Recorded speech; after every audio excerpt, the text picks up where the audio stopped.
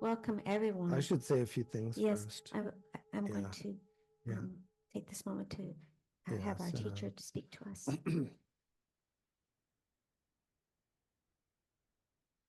So I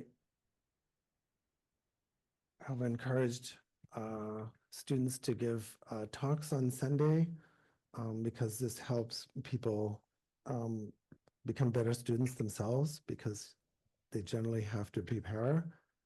Some people are really good and spend time with me talking about the talk, which I really enjoy.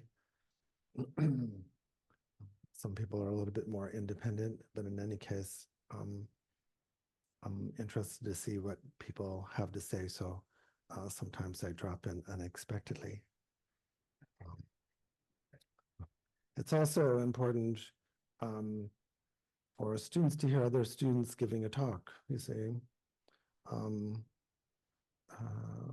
lot of times in Dharma centers, like just the world, there's jealousy and there's comparing and there's I could do it better or I could do worse, that kind of thinking. So that helps cut through, because you're going to be giving a talk next. So it's important when listening to talk by any teacher to look with discriminating awareness, to look with prajna, the perfection of wisdom, and say, and rejoice when someone is giving proper teachings that we appreciate. But then also be thinking, well, that's interesting. They presented it that way, like that. And I may not agree with how they made the presentation, but that's interesting. They did it that way. So then we can save that thought and then ask our question later. And the Buddhist tradition, with all the schools, if you include everybody, there's quite a lot of debate, right? There's quite a lot of debate about how things actually are and how things should be presented, so how things should be taught. So interestingly, the main teachings are really consistent, like Four Noble Truths and the Eightfold Path, and basically, nonviolence and being helpful and everything, all the basic things. But the nuances of meditative realizations and the nuances of how things actually appear or ultimately exist, there's always a lot of debate. So if we're listening with discriminating awareness, then it really helps like that. And then we can think, oh, it's so nice someone can get up and I can appreciate their good qualities. So even if we think, oh, someone's giving a Dharma talk and they're kind of arrogant and full of themselves, then we can also be thinking that, may they be liberated from being arrogant and full of themselves. But we could take it a little bit more in, like, may we be liberated from our judgment about them. Right? So maybe both are true, like that. So I think it's a way to mature students from the inside, to be presenters and to facilitate programs and things like that, and do the study, no matter like how high your realization is. Even if you have doing highest yoga tantra, then of course, in a tantric sense, you have to regard your teacher as Buddha. But even if your teacher is actually a Buddha, which would be nice, the Buddhas still have to go along with the same karma that everyone else does. This is important, okay? So I'll just say for myself, I have to do the same karma as everybody here. I still have to drive on the right-hand side of the road. Still have to teach according to the karmic situation. Still have to figure out how to do things. I don't know how to fix my own computer, right? I don't predict elections. You know, it's very important that the Buddhists might have a clearer view of how ordinary karma works, right? And the extraordinary karma that can be gained from doing benefit to others. But it's still, everyone's driving on the same road. This is really important. Everyone's, you know, so we're driving on the same road. Then when we're giving Dharma talks, we know, like, as much as we could be silly or as much as we could be sane or in line, we're still the same road. This is important. When you're an idiot, your Buddha nature is at the same level as when you're a Buddha. When you're an idiot, it doesn't go down and decrease. It'll go down, and when you become a Buddha, it doesn't go up the same amount. You're just operating from a more holistic standpoint, but you don't have a bigger Buddha nature. That's important. It's a relief, don't you think? So it's important to listen appreciatively, rejoicing in someone's good speech or qualities, but then also be thinking, oh, I wonder why they said it that way, and I'd like them to clarify that point afterwards. Okay, having said that, please proceed.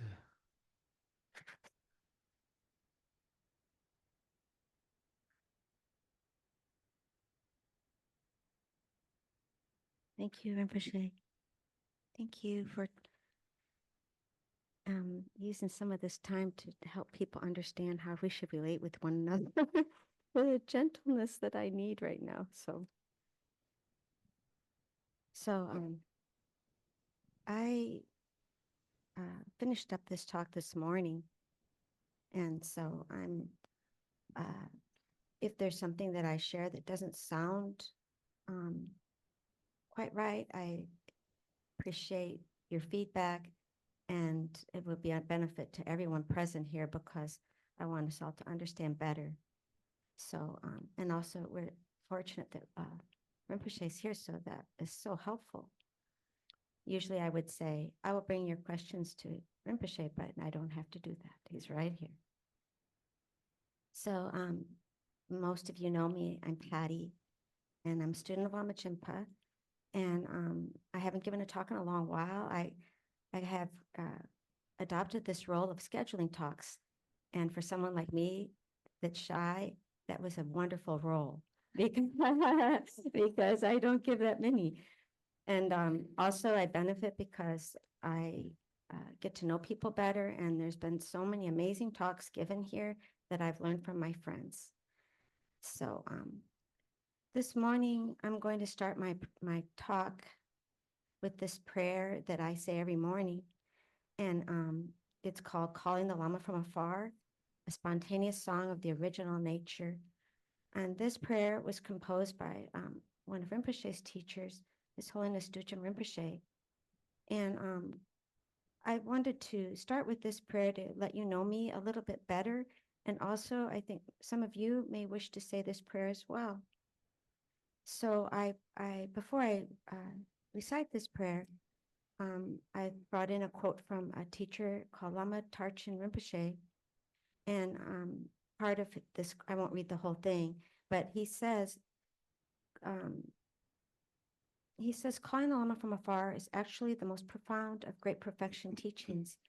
It explains the innermost secret Lama related with the view free from any elaboration, like the sky, meditation, unmovable and stable, like a mountain, an action profound and vast, like the ocean.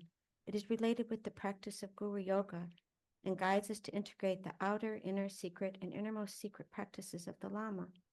You directly recognize in our own original, undefiled nature, free from delusion, the innermost secret Lama is revealed. So that's a lot to say, and I'll be honest with everyone here. Maybe it's obvious that I don't fully understand these things yet, but I like the aspiration, and that's why I do this prayer. Now, Rinpoche is sitting behind me, and so he's going to see that this prayer is stained, and that's not good. But I brought it from my textbook, and that has happened a long time ago, and I didn't make a new copy. So this is the prayer. The essence, the primordial, unchanging nature, free from elaboration, dwells as the youthful vase body, the originally pure, profound clarity. Dharmakaya Lama Yeshe Dorje, you who know, please grant the blessings to attain great confidence in the view, the nature, the unceasing conjoined configuration of luminous clarity, dwells as as the display of the spontaneously present five certainties. That's the title of my talk, the five certainties. Sambhogakaya Lama, Yeshe Dorje, you who know, please grant the blessings to perfect great ability in meditation, the compassion, the biasless primordial wisdom free from all limitations, dwells as the essence of all pervading naked awareness emptiness. Namanakaya Lama, Drodo Lingpa, you who know, please grant the blessings to accomplish great progress in action. The primordial ground of one's own awareness is unchanging and unmoving. Whatever arises as the expression of the Dharmakaya is neither good nor bad, since awareness of nowness is actually the Buddha. The completely free, serene Lama is revealed in one's innermost heart. When this original mind is realized as the very nature of the Lama, there's no need for whining, contrived prayers with grasping and attachment. By letting go in the free, natural flow of uncontrived awareness, not holding whatever arises, the blessings of self-liberation are obtained. Through fabricated practice, there's no time to achieve enlightenment. This meditation produced through mental analysis and intellect is a deceiving enemy. Now, conceptualization falls apart with the abandon of a madman. Let this life be spent in a state of uninhibited naked ease. Whatever one does, joyful, practitioner of the great perfection, in any company happy, lineage son of the lotus born, protector without rival, great treasure revealing Lama, teachings beyond compare, heart essence of the Dakinis, having dispelled the heart's darkness, great ignorance in its own place. The undiminished sun of luminous clarity shines continuously. This good fortune is the kindness of the Lama, the only Father, unrepayable kindness. Only remember the Lama.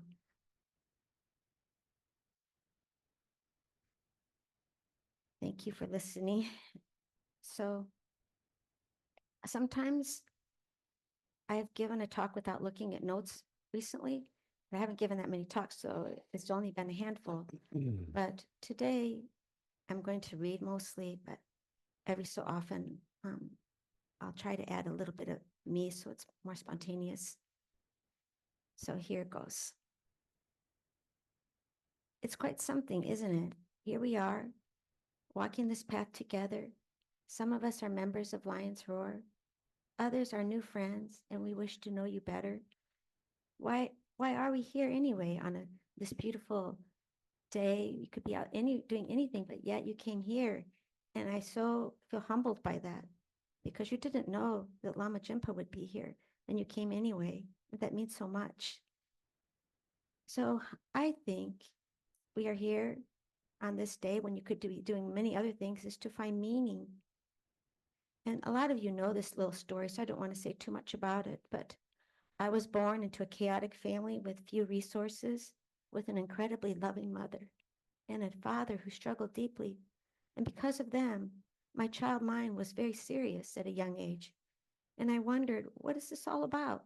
Why am I here? And do I belong here at all? This difficult start set me off on a path that has been rich in meaning, a true blessing, I found out. I didn't know that at first, but I found out it was the best thing that could have possibly happened. And along the way, I found out that everything can be taken away, and everything was. Material possessions, friends, lovers, reputation, everything. But one thing that could never be taken away was my love and my choice to love. And when I forgot this truth, when I forget it even today, someone comes along and reminds me that I can choose. I always have a choice. That's something that actually is permanent, this choice. I have a choice to contribute to the suffering or to contribute to peace. As human beings, we are consciously and sometimes unconsciously asking ourselves this question: why am I here? We are here to do something about the suffering in the world. not just to soothe it temporarily, but to truly remove it. The ultimate way to do this is to awaken ourselves and help others awaken too. Everything else, as important as it might seem, and it does seem important when my kids call, it seems so important, and it is important, but how can I really help them? It's just a temporary fix, even though I found out over time that listening is what they really wish for, and not to fix anything at all, just listening and to give them my love. So I just wanted to add that because my kids are always calling me. I thought when I was a young mom, when they got older, would be easy or some kind of insane idea like that. But then I found out that the problems are still there and they're more complex than ever. So awakening is our true purpose, and that's why we're here. Every week we gather as a Sangha, not just showing up in person or online to hear teachings, but truly coming together. In some ways, we're an unusual Sangha. We've gathered from all over, brought together through the internet, through teachings of Rinpoche, through Geshe Damcho and other teachers that come here. Our backgrounds are diverse, and yet we are deeply connected. It's remarkable how this happens. For the past few weeks, I've been thinking about this talk, thinking how I'm not prepared actually. And that's kind of like me. I procrastinate and then I get scared. And I think I better pull this together. But I talked to Rinpoche and I listened to him. And so a lot of him will be scattered throughout this talk. So the 5 certainties is the title of my talk. And they are a certain time, a certain place, a certain teacher, giving a certain teaching to a certain assembly, which is all of you here. In our tradition, these certainties are alive. The teachings are here coming through Rinpoche and Geshe Damcho and other teachers, and they are shared at a particular time. Even when a teaching is recorded or transcribed, it reverberates across time. If you think about that, that's really true. It's not linear or fixed as we think. I ask you to consider, could it be that the teaching, the time it's given, the time it's received are all happening simultaneously? It's inspiring to think that the moment of a teaching expands beyond the single point in time. And what about place? Well, we may be in different locations, like my good friends, Dirk and Jack and Marie, in different homes, and others of you that are home today that have to travel so far usually and need Sundays to rest a little bit. We're still together in the same mandala, and we share the same space, united in the time and energy of the teaching centered at Roar Dharma Center. Even if it feels like we're apart, that's not true. When we gather together, the connections become even more concentrated and powerful, and our coming together is meaningful. It's not just a fleeting moment or coincidence. Our connections run deep, deeper than we might realize. They are Dharma connections, rooted in the nature of reality, the Dharma Dhatu. Lama Jinpa often says this is auspicious. Sometimes that's translated as this has happened because of causes and conditions, but it's not just about luck and chance. It's deep, real connections that exist beyond the surface. Our gathering here is a sign of those connections. It's a sign that we are connected in a profound way beyond time and space. And by coming together, we're reinforcing those connections and making them even stronger. This is the power of Sangha. It's not just about hearing teachings or learning information. It's about participating. It's something alive and transformative. And when Lama Jinpa takes his seat to offer the Dharma, it's not just one person speaking. Rinpoche represents the unbroken lineage.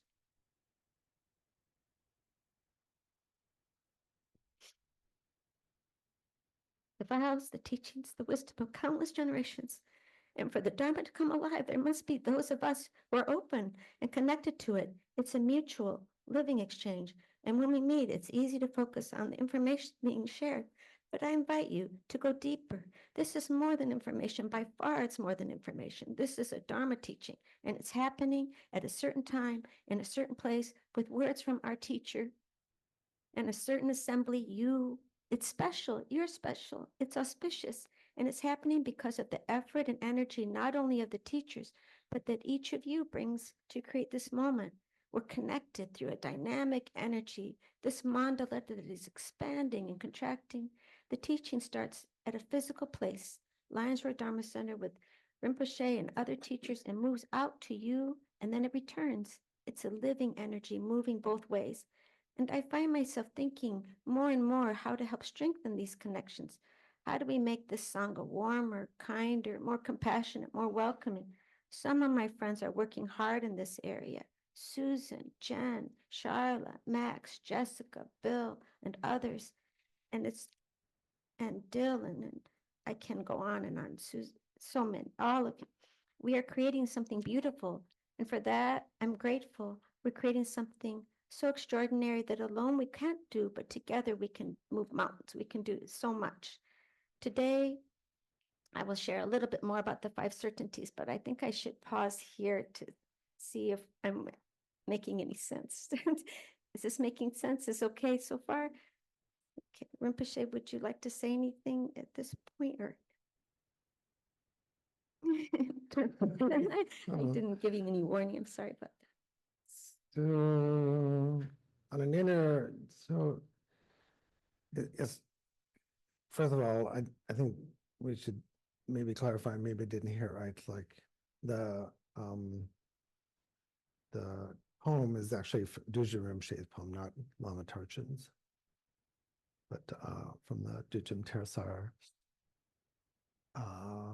New Treasure. So I'm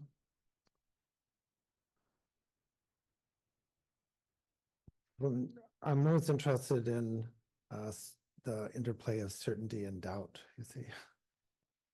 So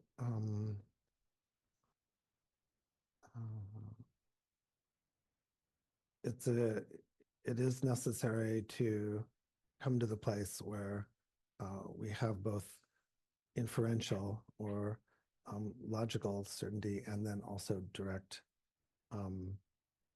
immediate certainty. And that's the path. So when we're talking about the 5 certainties, the ultimate certainty is to see actually how things are. How do they exist? Who am I? What's going on? And then to know what the path is to that realization, like that. So it's interesting when I hear people give different talks. Some people are very, they would lead a traditional talk from Sergey, would be, these are the 5 certainties, a scholastic talk. These are the 5 certainties, and I want you to know them. You do know them, but make sure you know them and do them. So there's not that much emotional appeal. Patty's giving emotional appeal, right? She's very devotional, emotional appeal. There's like, you're on the airplane already, you know, you're here, you joined. So we want you to know where, we want you to be certain and know where like the exits are on the airplane. So, but we need to feel certain that it's also okay to explore, right? So the certainties that Dujin Rinpoche is talking about, it's like you absolutely know I'm in the right place at the right time with the right teaching and with the right teacher, just like you know where the exits are, or you know what the right way to get to San Francisco. But before that, we have people that are coming to the Dharma Center.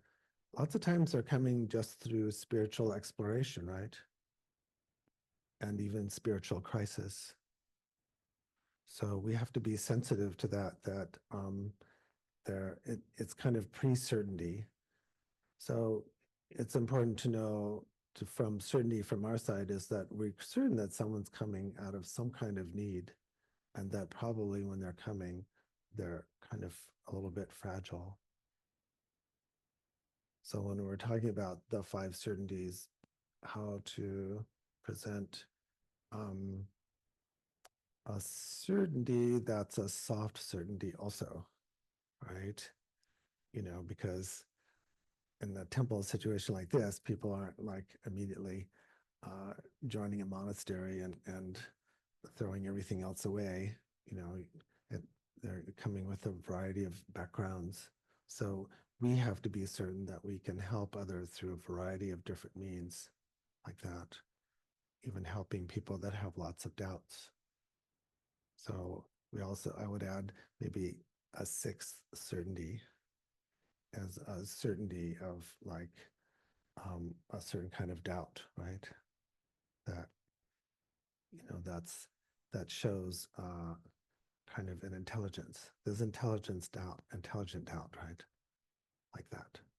So when we say the five certainties, you don't have to it's not like you're just all of a sudden, I got to be certain or don't belong here. That would be totally wrong.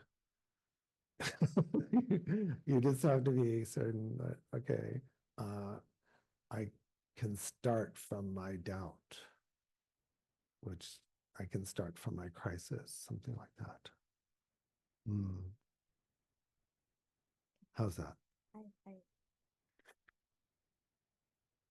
Of course, that's so important to say, Rinpoche. Yeah, keep going, please. Okay.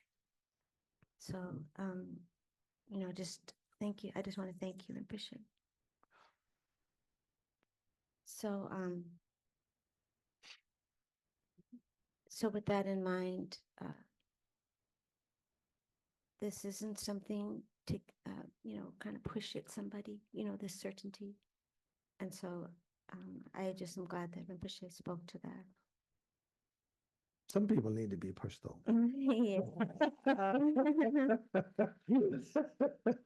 Okay. Is it yes or no? No. Well, maybe after 10 years, we could. So this is very traditional lineage teaching is you get a student and they give a talk and the teacher is interrupting. Because some people might go away like, that's not very nice, Lama wasn't very nice, constantly interrupting. This is really traditional. So that's kind of fun, actually. Honestly,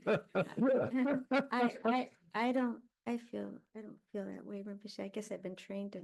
Yeah, so you're very flexible. Yeah, that's good. Actually, please interrupt me. Yeah, that's good. Please interrupt. Super. So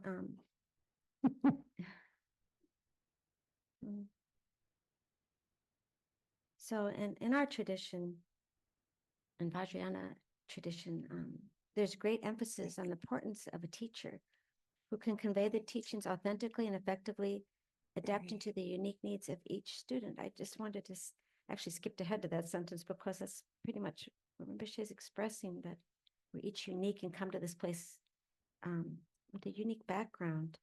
And it would be wrong to just treat everybody just as a clone in the same way. We're not, each person should be approached with this respect. And that would mean not proselytizing or pushing. So but sometimes pushing. But sometimes pushing. Okay. So at a recent darshan that I had with you, Rinpoche, you told me in the West, we struggle with giving our trust to another because there's this notion that the skepticism is a protection. And we think this is smart to have this protection, but it can be, if we don't explore it over time, be a great obstacle. But of course, a certain amount of skepticism is good, but there comes a point where after we've been around and seen with our own eyes and heard with our own ears that our teacher is someone genuine, someone who cares, there comes a time when we find that we could take a leap. But this is something each person decides at their own rate. When I first started here, I was very enthusiastic, and I didn't realize I was being disrespectful because I just talked in this way, probably how I'm talking today at this talk. I just was so grateful that I found this, but I was very hyper-focused on my perspective, Patty's perspective, I wasn't noticing it. That's something that's happened to me over time is there's as many perspectives as there are in the room. And so instead of me pushing mine, I get to know people, and then I'm living my perspective, as you can see. So I'll keep going. In our tradition, the teacher is the root of the path. Without a qualified teacher, the Dharma risks becoming an abstract concept. I mentioned this one because I used to, before I came here, spent a long time, to me at least, it feels that way. And I used to go to bookstores and I just read every book there was, and I would be too shy to come here. But when I met Rinpoche, it became real, became alive. And so I just was, sometimes if we get really deeply involved with books or just online teachings and they don't know us, it can become a disconnect from our life, just kind of siloed. I do this on my own and it's not connected to my life. But we want these things to become integrated. The teacher is a bridge to form between this theoretical understanding and this and direct realization. So I'm not sure how to pronounce this name, Rinpoche, but it's a very famous teacher called Dzongtsar Jamyang Khyentse Rinpoche. I'm not sure if I said his name properly. Yeah, that's good. Okay. He writes the Guru's job. He's written many books, and you can see him online quite a bit. I haven't. Some of you may be more familiar with him than me, but anyway, he writes the Guru's job is not to make you comfortable, is to liberate you from delusion. Sometimes that requires compassion, and sometimes it requires what feels maybe like unkindness. Maybe he ignores you. Maybe he calls you out without warning. Maybe he praises you. Maybe he criticizes you. But the truth is, everything an authentic teacher does is for love. The teacher challenges your ego. He invites you to go beyond habitual patterns, and this relationship is built on a foundation of trust, investigation, reflection, and courage. There's great depth in the traditional teacher-student relationship. The 17th Karmapa, he writes this: the teacher is a mirror who reflects your true potential while showing you the obstacles you must overcome to realize it. The teacher is the embodiment of enlightened qualities, someone who reveals your potential. Enlightenment is not about retreating to a mountaintop, but about embracing your fellow travelers, recognizing that we do not awaken alone. So, Rinpoche, I don't have an exact quote from you, but I've heard you many a time say that very thing, that we don't awaken alone. And so I liked this quote. I don't know who to attribute it to, but it reminded me of you. Oh, so let's see. And then it goes on to say in this same quote that I'm not able to attribute, but it says the teacher's role is not to elevate themselves, but to guide their students into seeing their own Buddha nature. This is their sole purpose. Now, so that was, this talk is about 5 certainties. And the next one I'm going to speak to is the certain teaching. The certain teaching refers to the authentic Dharma transmitted. This encompasses both the exoteric teachings of the sutras and the esoteric instructions of the tantras. Dilgo Khyentse Rinpoche once said, the teachings are not to be admired like a beautiful flower. They are to be put into practice. This underscores the necessity of integrating the teachings into our daily lives, allowing them to transform our minds and actions. We spend time in shamatha and contemplation and then interact with the world. So a prayer that we read every day, not every day, some people here may, but I don't, but I probably should, because it's a profound prayer. And everything in this prayer is revealing the truth. It's the Heart Sutra. It encapsulates the essence of Buddha's wisdom. I'll just pull out this tiny phrase from it, but it's a very powerful phrase. Form is emptiness, emptiness is form. We read the Heart Sutra every week because it offers a glimpse into the true nature of reality, a reality free from conceptual elaboration. It points us to the interdependent nature of all things. This profound view transforms how we see ourselves and the world we live in. And then I have a quote from Shantideva here, but I'm going to, I'll read it, but I think I'm not sure if it's really flowing, but Shantideva is very, very special teacher in our lineage. And he wrote a book called The Bodhisattva Way of Life. And I recommend it highly. And he writes this: when you see the suffering of others, you should reflect. This suffering arises because of their delusions and mine. His words, Shantideva's words, call upon us to take responsibility, to engage deeply with our own mind and the suffering of others. They are a call to action, an invitation to awaken. The certain teaching refers to authentic Dharma, the wisdom transmitted by realized teachers. Without a guru, the teachings remain theoretical. It is the guru who bridges the gap between the intellectual understanding and direct realization. Now, I'm going to speak to the certain assembly, and that's Sangha or members of our community. So the certain assembly refers to us, a community, a Sangha who share a common commitment to the path. Our assembly, like I mentioned when I started this talk, is diverse, but it's unified by a deep dedication to the teachings and a harmonious relationship with our teacher. As Rinpoche notes, all the 5 necessities, Rinpoche, teaching, time, place, and Sangha, need to be in tune with each other. That's when it works best. Our Sangha supports one another on the path. Dilgo Khyentse Rinpoche described the Sangha. I like this so much. I hope you like it too. He says, the Sangha is like the field in which the seeds of wisdom are sown and cultivated. Our Sangha provides both support and challenge. Rinpoche often shares that it is through the Sangha that we see our own minds reflected back to us, helping us refine our understanding and deepen our compassion. We walk beside each other. We give each other support. We challenge each other. The Sangha is a mirror. Chögyam Trungpa Rinpoche described the Sangha as a community of warriors, those who dare to face themselves and embrace the world with an open heart. At Roar Dharma Center, I have experienced this support firsthand in moments of shared joy and in moments of shared struggle. I've come to understand that Sangha provides a mirror and a refuge, reminding me that I'm not walking this path alone, reminding me of what I'm not seeing, but reminding me of what I'm ignoring, reminding me that my perspective is just that, mine, just one. And if I can be open, I can learn a lot more quickly.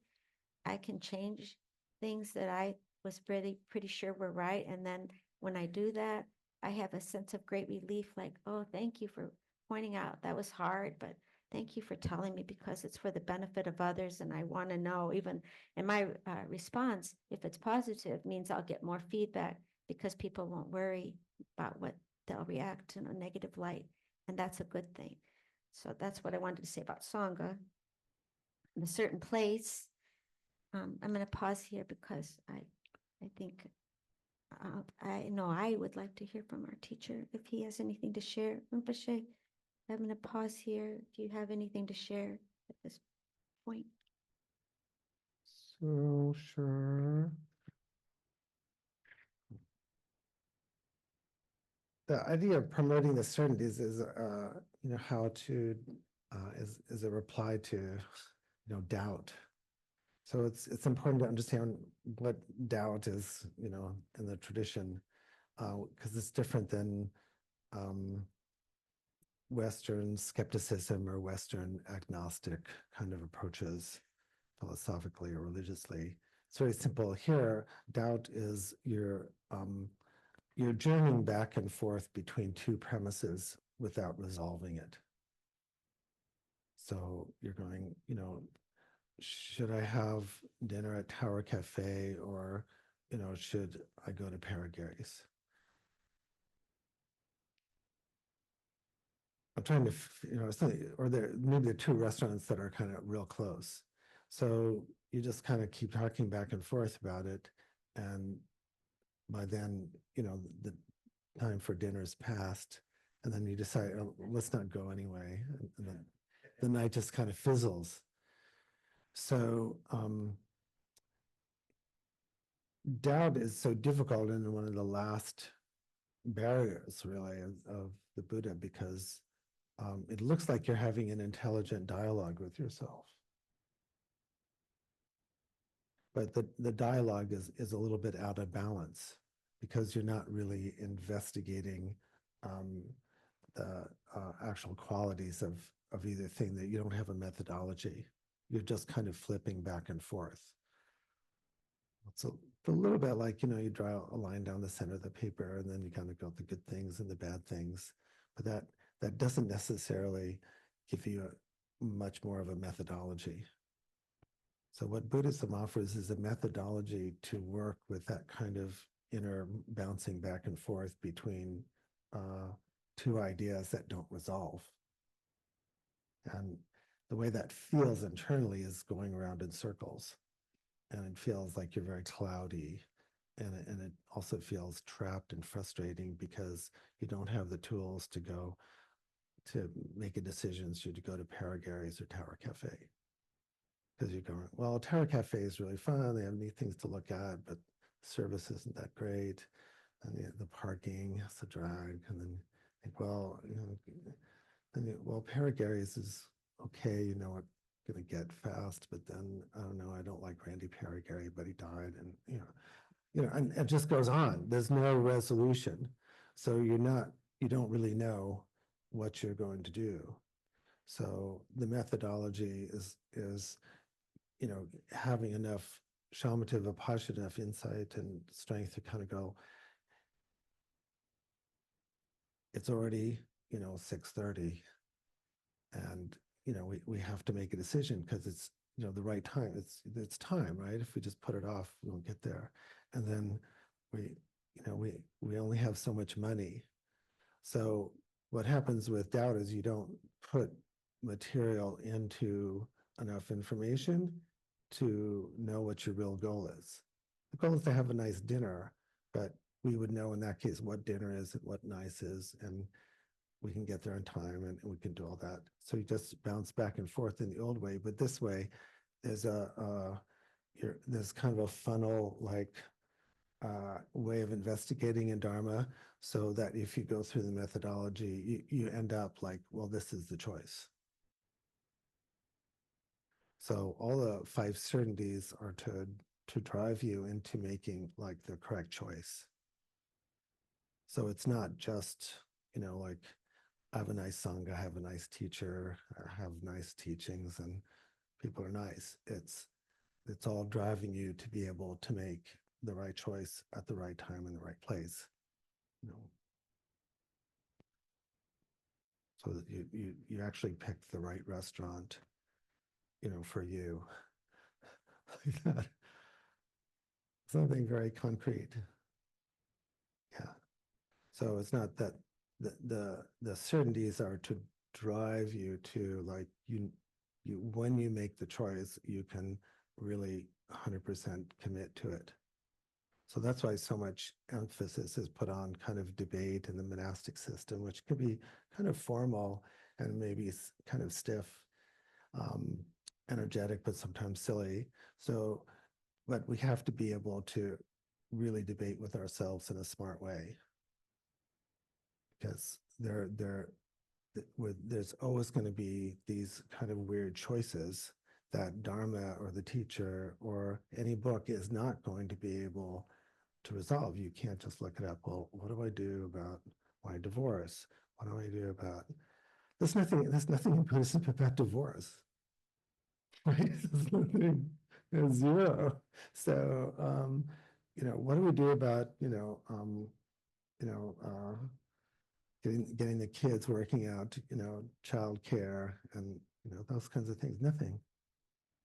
So the certainties are meant so you can have a wisdom mind. So you go, okay, this is how we're working at custody. I'm picking that because nothing's more sad than kind of divorces and child custody issues and sad kids, right? So you want to make a really clear choice, and then it's a certainty. Give it yourself 100%, like that. So doubt and certainty aren't that far apart. It's still a dialogue and a choice. one you're choosing to kind of keep wavering, the other one you're actually choosing a direction, but they're so close. That's why the practice is hard. We're only like, everyone here is only like a half an inch away from Buddhahood. You see? Okay, please continue.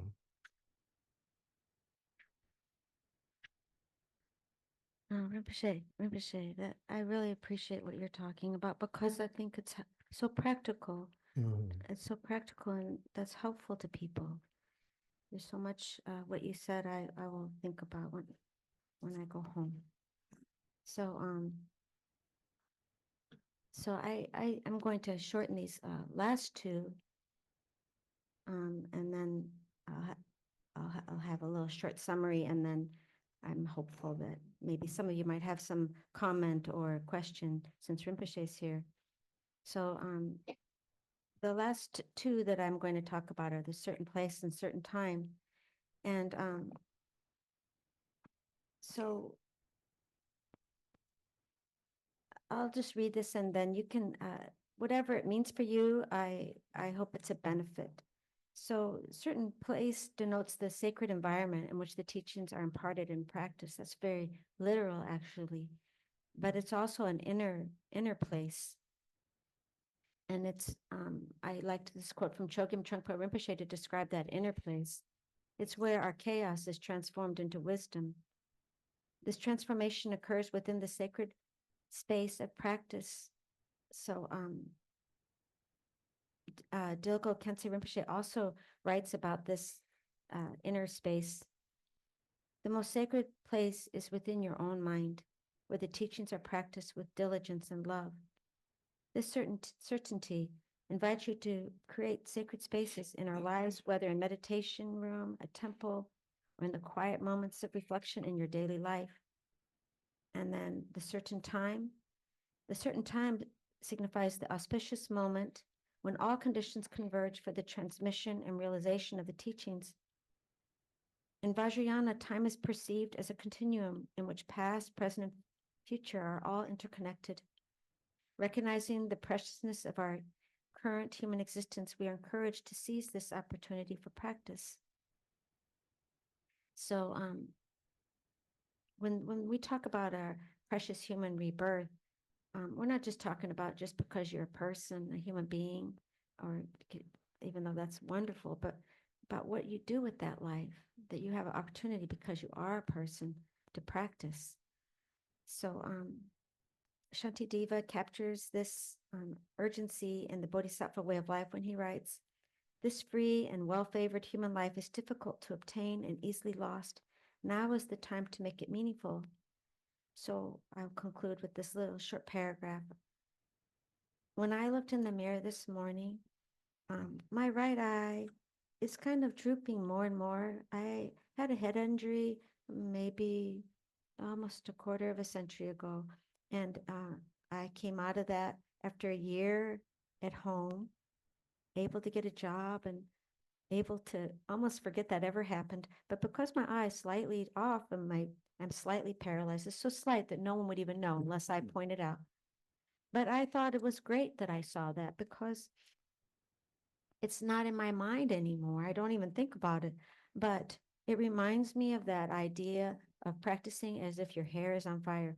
Because I didn't know 25 years ago that I was going to fall down a flight of stairs. It just happened, like boom, I'm like at the bottom.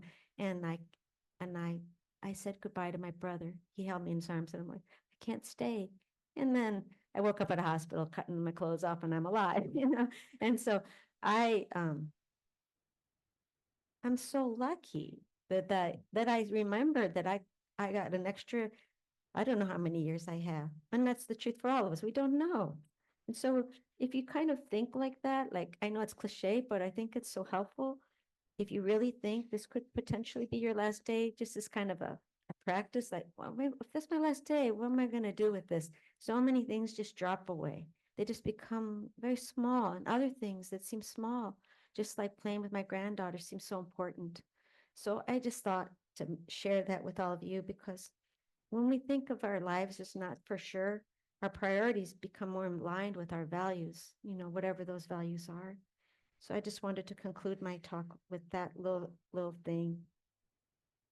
And oh, I guess I put something else. What did I say? That's not important to say. I think I've talked and far too much. I wish Rinpoche talked more. So I said enough here.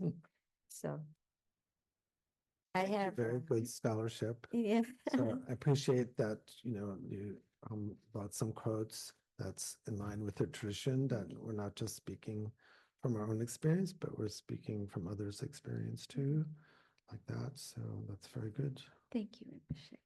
Mhm. So, okay, so I guess we have a little time. This is the hardest part for me, actually, but for comment or if you have a question Complaints or or criticisms. complaints. Yeah. Yes. And that includes you friends online. I wanted to say thank you, Patty. You have got quite the conversation going on the Zoom comments. Oh, And Jessica would like to say, wonderful, Patty. She felt everything you said with such sincerity. oh. And Dirk, if you'd like to ask or make a comment, you are capable of doing it now. Hi, Patty. Thank you so much. That was a great talk. I Aw. really don't have so much of a comment. I mean, I did make a comment in chat saying that sometimes I think of the five certainties simply as knowing what situation we're in, what the actual situation is. But my question is kind of dumb to anybody who's in that room, because my question is, what is is that a mandala on the table next to the protector room? We can't really see it online. Oh, Rinpoche, that was important actually, because I was hoping you would talk about it.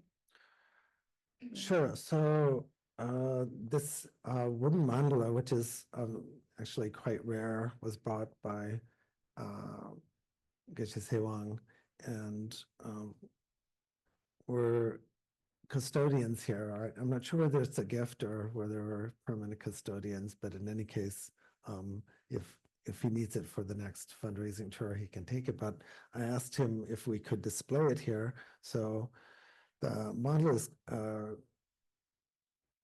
kind of a generic mandala. So we can put various Buddhas in the center and say, okay, that's a medicine Buddha in the center, or that's Tara, or somebody like that. So I'd like everybody to take a look at it.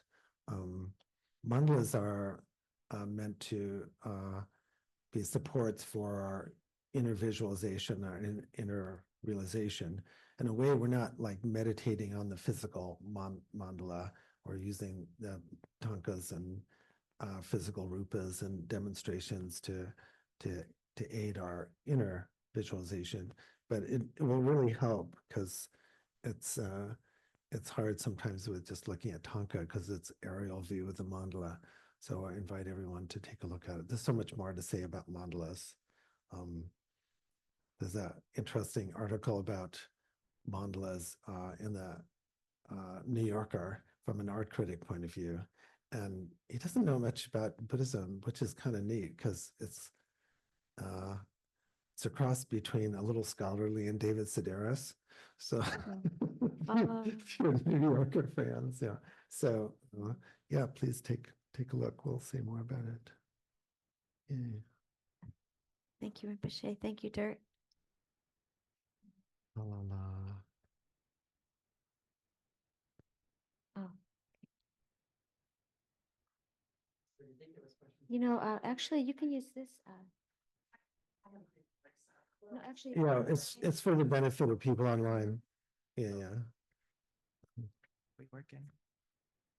So, Patty, I wanted to say that my knowledge of the vast Dharma writings, and methods, which are filled with all the fives thises and the eight that's, and so many different funnel-like devices where you go in and by the time you get to the end, you have some realization, maybe go through it 800 times or maybe once, who knows.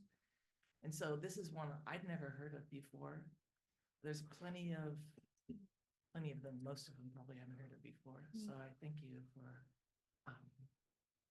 it's like very simple in a way too, but it seems like it'd be very effective as well. And thank you, Rinpoche, for bringing more insight to that as well. Thank you. Yeah, so thanks for doing that. It was a good choice for me. Thank you.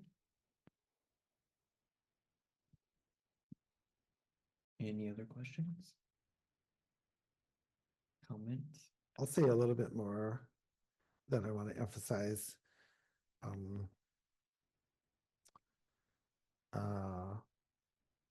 Walking the path or coming to a real sense of certainty is not a passive, procedure. It's going to be based on a sense of choice,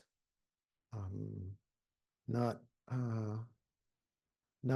always the normal kind of choice, but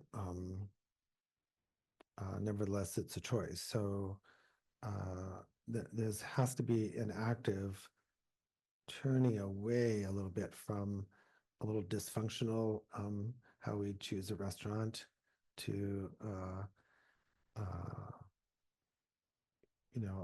more active, thought out way. The tradition people are teachers and things make it look a little easier sometimes than it is. So for Christmas, like some nice person gave us 2 restaurant cards, like one to Mother and one to the Vine or something. So that makes it easy, that's the role that okay, so you have that. So we're making sure you're going to a great restaurant. But you still have to kind of go, well, when are we going to go? Like that. And then you have which one to go to first, Mother? No. So we have to feel that sense of jump. We have to feel that sense of choice and commitment, because it will not happen. It won't happen passively. There's this idea that it'll just you'll just walk down the path and then it'll just kind of happen passively. Dharma is not a passive approach. A discovery comes as a result of a choice.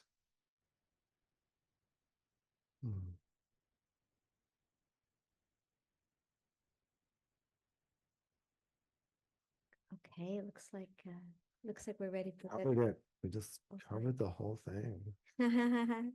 Right. Rinpoche, would it be, is this a good time for dedication prayers, Rinpoche? Or? Yeah, I'd just like to add that a few people have made a commitment to what I've called the Buddha Dharma Study Program, where they're willing to read through and discuss the classic texts.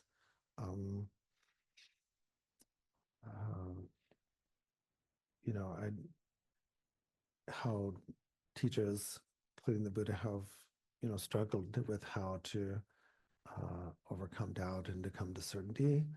So I'd like to mention that even if people haven't committed or aren't doing that program to be readers, where we're struggling with how do we know something to be true or not. So that, and what choices do we make with our limited time. So there's a wonderful text by Jamyang Rinpoche, Beacon of Certainty, and he sets it up as kind of a story where you meet a wandering yogi, and the yogi puts to you 7 questions. So the important thing is that's choice, and there's this question. You're confronted. You see, we're confronted by reality. You can't just say wait. It's like someone's going to come up and say, do you want to walk with me? Do you love me? We have to know that it's coming dramatically like that, not like we're just I'll just come to certainty and at my own good time, so to speak. there's this existential push. So I hope that at some point too in the Buddha Dharma program we do wade in a little bit to Dignaga and Dharma Kirti, because they would be very interested in how do you know what the best restaurant in town is? Okay, that's all. Is there a question from Dylan? We have a little joke / question from Dirk. Very He good. says, could we maybe decide that it's better to cook a simple meal for ourselves rather than going to either restaurant? Oh. Yes, indeed. But if you have like a nice little card, it's funny. That's the benefit we have of inheriting a tradition. We could stay home, and we could say we could use the card a little later. So that's the nice part about Dharma. There's the urgency, but the truth is just it's still going to be there. So if you go, I don't want to go out tonight, I'm going to go out tomorrow night, you're not missing out. So if you don't say, oh, I didn't get enlightened today or this lifetime, it'll still be here tomorrow. It stays fresh. So like that. So enjoy your meal in, Dirk. It's fine. Well, if you eat a meal in, you're having less of a negative impact on the planet. That's true.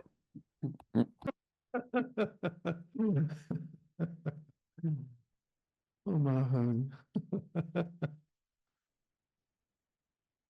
So maybe we should do. Okay. So we'll do dedication.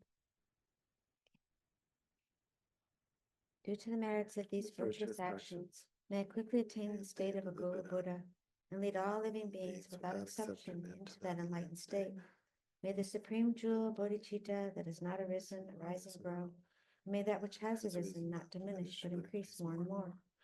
In the land encircled by snow mountains, you are the source of all happiness and good. All powerful Geshe Tenzin Gyatso, please remain until samsara ends. May the teachings of the Buddha flourish, and may the upholders of the teachings remain forever. May all migrators achieve happiness, and may they fulfill all their temporary and ultimate goals.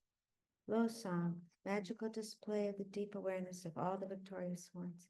Merciful giver of a stream of profound and vast instructions for fortunate migrators.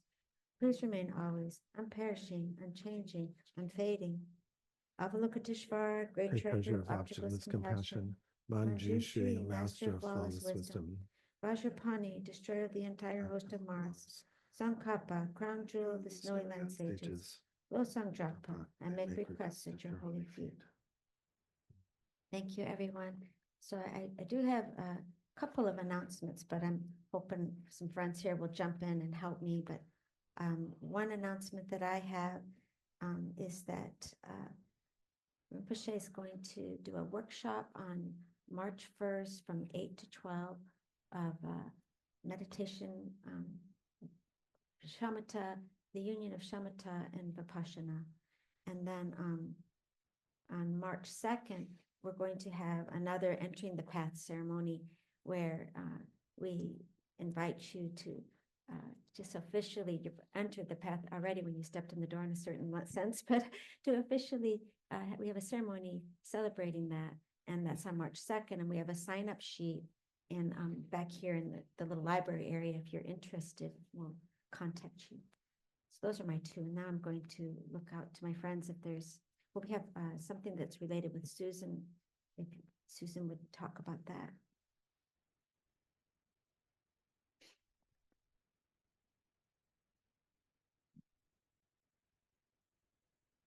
Good morning, everybody. Not this coming weekend on Saturday, but following weekend on Saturday, January 25th, is the next meeting of the service program, the Dalek service program, at 11 o'clock. And everybody is welcome. We are reading a commentary on the much quoted Shantideva. And so the commentary where we are, we're talking about the perfection of discipline. So these are, the perfections are another, funnel, I guess, of going into the Dharma.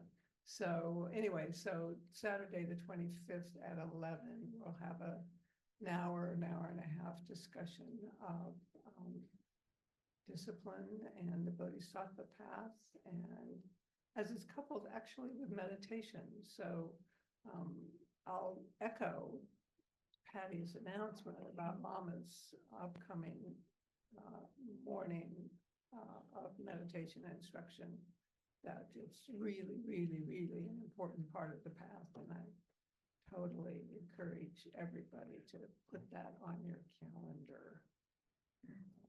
Maybe, Jenna, I'm gonna put you on the spot to say something about membership, if you know.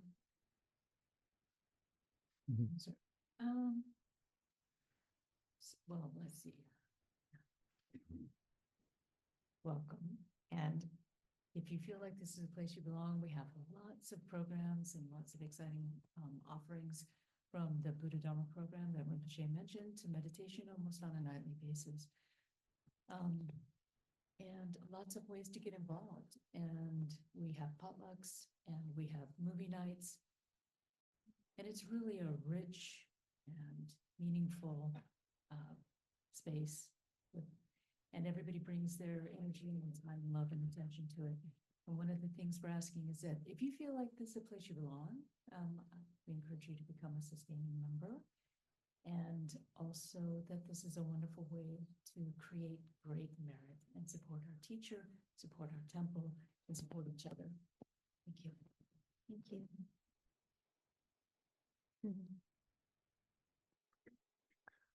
I'll be hanging out for a little while. I don't think we generally do lunch when we're not here, so, but I'm going to hang out in the TAR office if people want to say hello.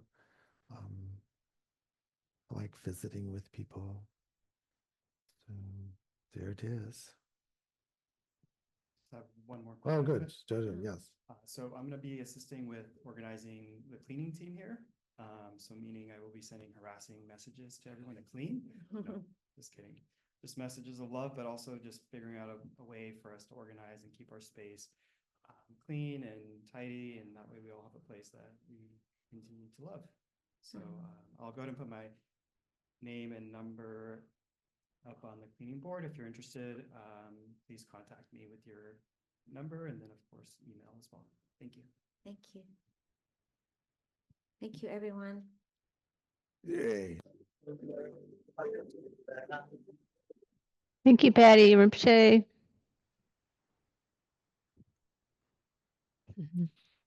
Bye, everyone. Thank you.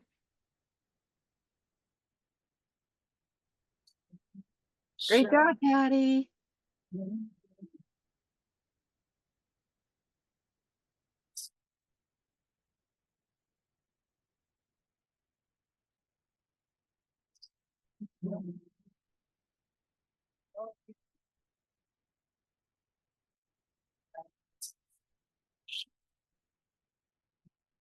Omo araya pazayana indi Om araya pazana